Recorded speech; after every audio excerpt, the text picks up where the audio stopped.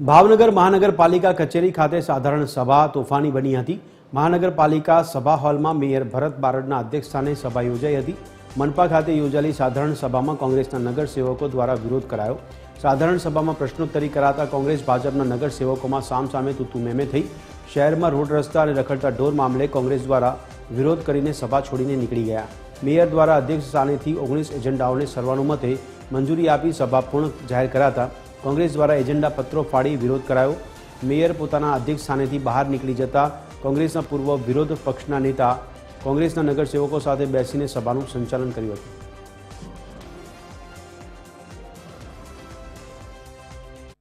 આજની અમારી ભાવનગર મહાનગરપાલિકાની સાધારણ સભામાં 19 આઇટમ હતી, જેમાં તબક્કાવાર અમારે એક પછી એક આઇટમ ઉપર અમારે ચર્ચા કરવાની હોય છે।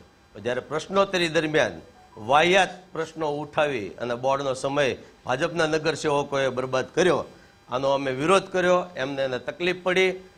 ત્યારબાદ જે પછી તબક્કાવાર જે એજન્ડા પ્રમાણે આઇટમ 1, 2, 3 જે લેવી પડે એ નહીં લઈ અને 19 આઇટમ જે હતી તે સર્વાનુમતે એ લોકોએ મંજૂર કરી, જે તદ્દન ગેરકાયદેસર છે અને તાનાશાહીનું એક મોટું દ્રષ્ટાંત ભાવનગર મહાનગરપાલિકાએ બેસાડ્યું છે।